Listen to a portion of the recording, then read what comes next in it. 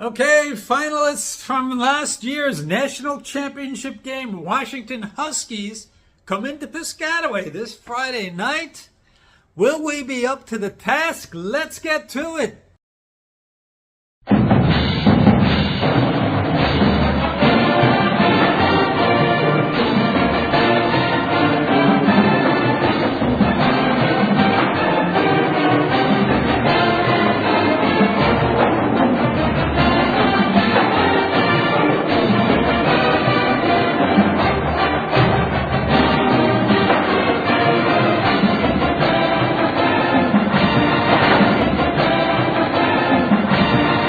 So Washington is coming to town.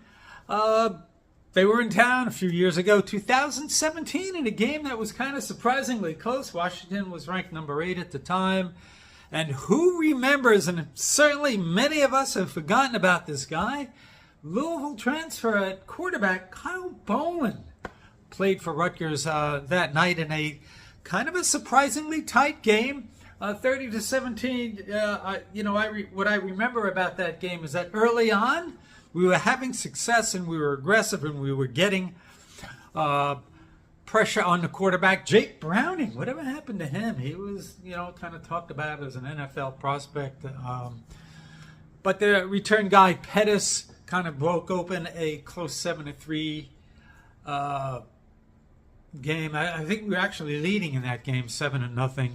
61-yard punt return kind of changed the momentum a little bit. But nonetheless, this is a game preseason that a lot of talking heads and quite frankly a lot of fans talked about as penciling in a win.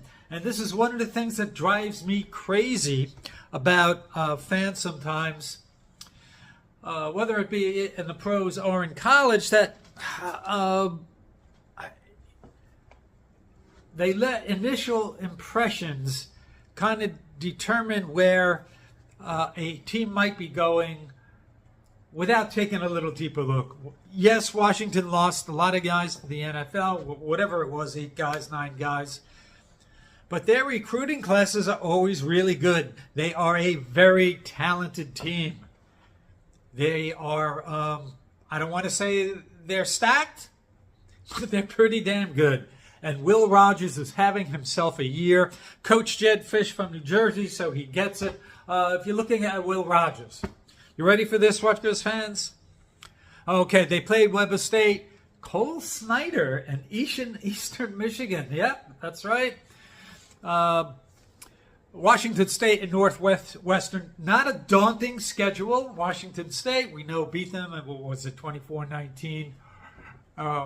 The only decently good team that Washington has played so far. Will Rogers, going to be a problem.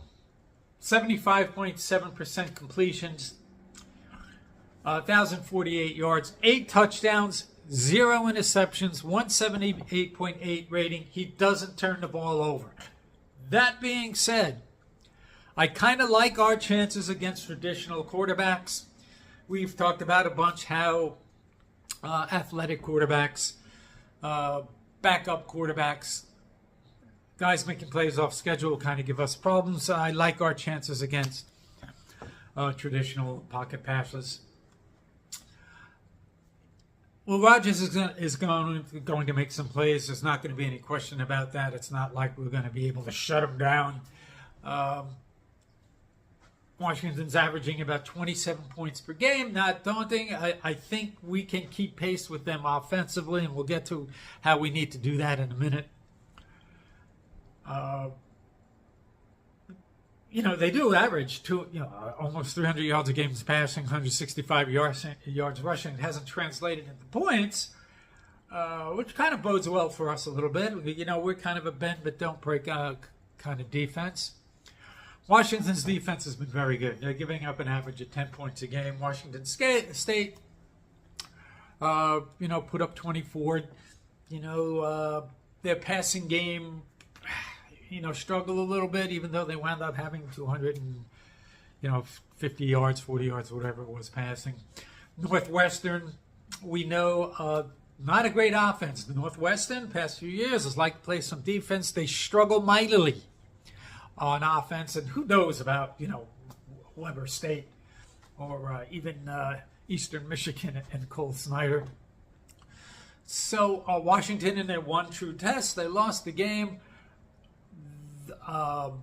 They're susceptible to making mistakes, penalties. Giving up a lot of penalties. If we can put, again, we'll get to what the defense has to do, but if we can force teams, getting pressure is not just about getting the sack so it looks good in the stat column. Need to put pressure on the opposing quarterback to force them into mistakes. So, they're susceptible to penalties. They've given up 11 sacks so far this year against subpar competition. I want to see us get to Will Rogers. Need to pressure him consistently and get him to the ground. We saw how knocking Drones back on his behind in the end zone regained a little bit of momentum for us on that safety. Get the pressure, get him to the ground.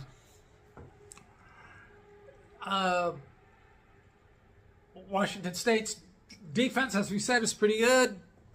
I think they're ranked, around 20, 21, 22, 23, somewhere. They have 3 interceptions, 9 sacks. So we're going to have to do a good job protecting Ethan. As I said in my preview for the Virginia Tech game, having not given up any sacks against Akron and Howard and not giving up any sacks against Virginia Tech last year, this was an opportunity to have Ethan work from a clean pocket and be able to manage the game, move the ball. It was a different kind of game that we would have thought it would be. Heavy on downfield passing, running game not as effective, and we gave up three sacks. So I'm not sure where we stand in the pass protection department going into Washington, but Washington is good defensively. We're going to have to be prepared for this. Yes, Washington has to. This is their furthest game they have to travel this year. Yes, it's kind of a short week, playing on a Friday night. We're going to have to be ready. This is a talented team, and they're going to be ready to play. This is not going to be the pencil win into the win column that everybody thought it would be at the beginning of the year. This is it's going to be tough. And here's the deal for both teams. I don't think I've ever said this before. I don't think I've even ever heard this before. When you think about it, this could be a trap game for both teams. For Rutgers, Washington loses all these guys to the NFL. They're not the same team, yada, yada, yada, yada. And if we go into this game thinking that we'll be able to just run the ball down their throat and win, it's not going to be the case. For Washington, their schedule after us, Michigan, USC, Penn State, and Oregon. So with that daunting schedule ahead of you, you're thinking, we're going into Piscataway. All right, the real season starts the week after. This could be a trap game for them. That can work in our favor. But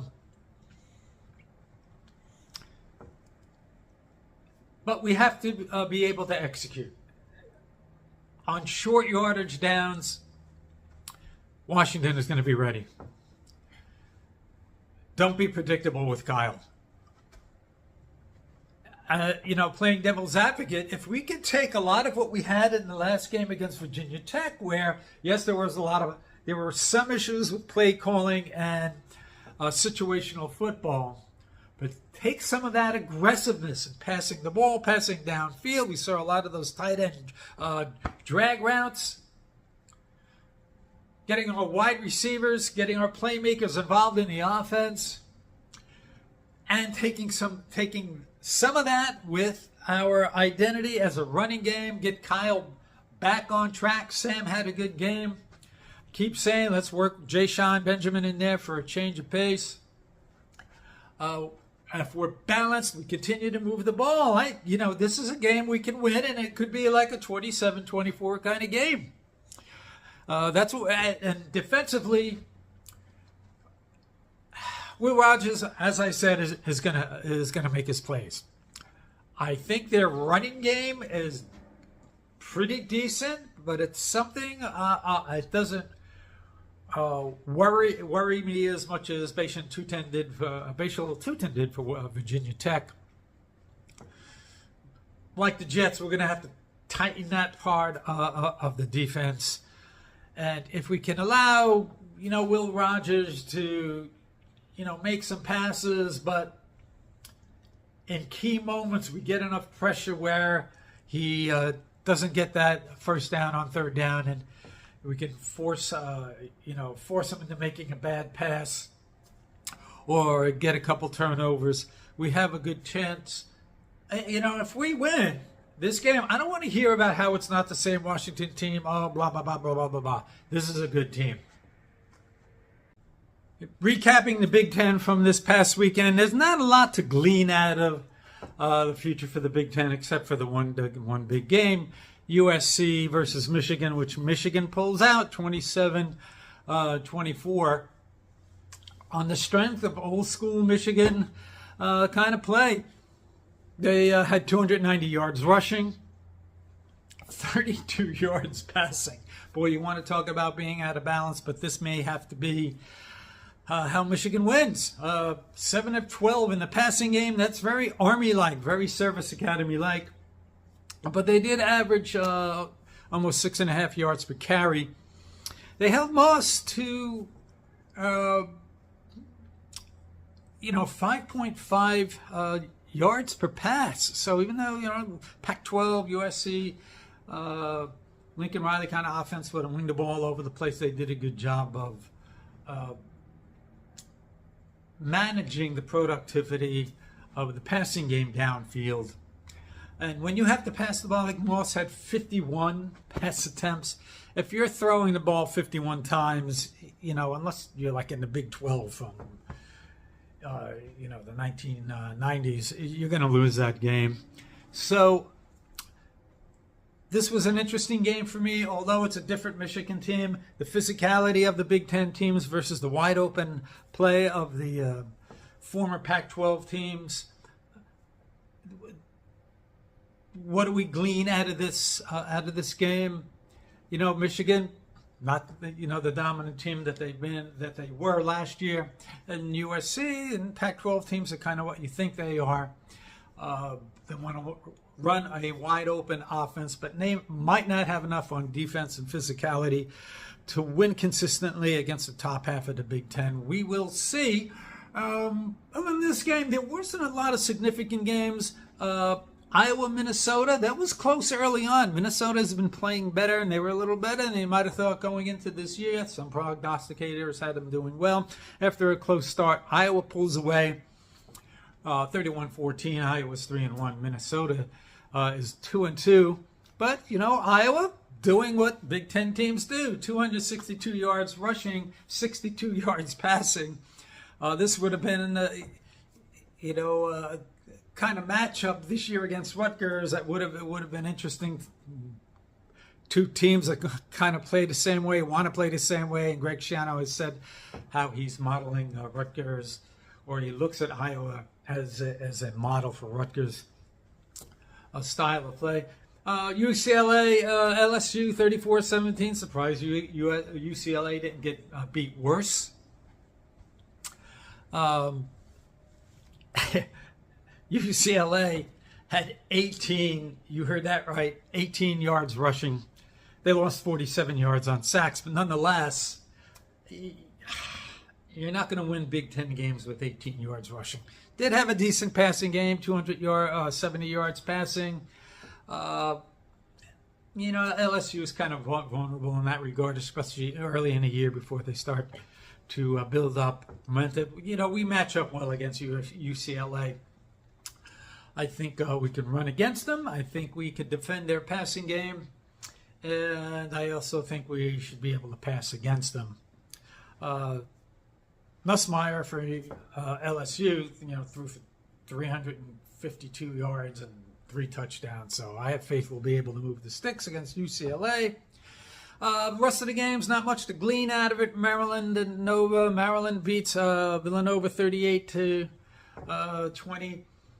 It was a little bit closer earlier on, but, Maryland, I'm starting to think after, people would have thought they would have taken a step back without Tagliavoa, but they seem to be playing pretty well. They're 3-1. Maryland did kind of have their way in the game, dominate somewhat. They were able to run it, were able to throw it.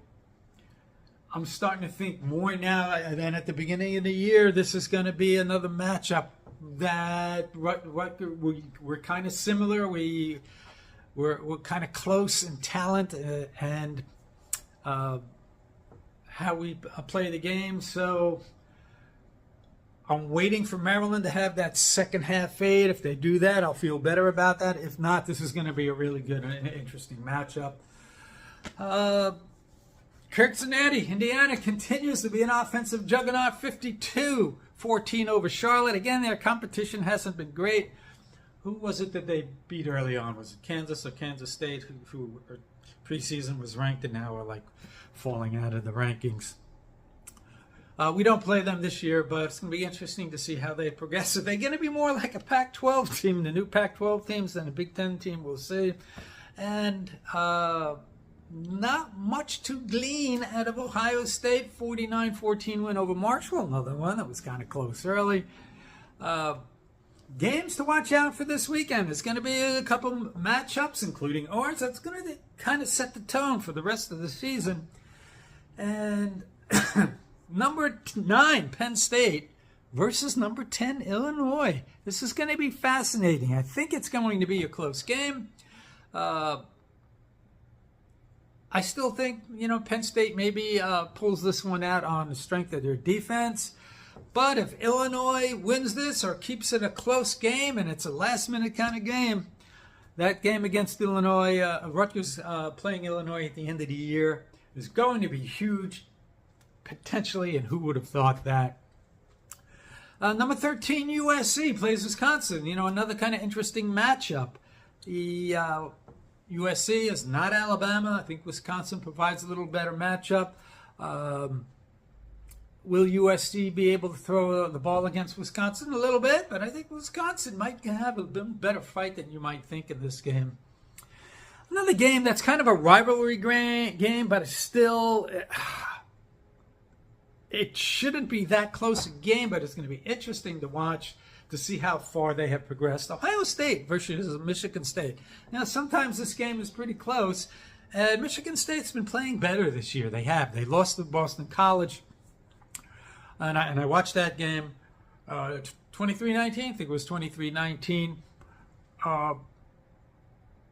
Bill O'Brien has Boston College playing better, but they're not the kind of team that, oh my God, they're such a good team this year. I think they're a beatable team.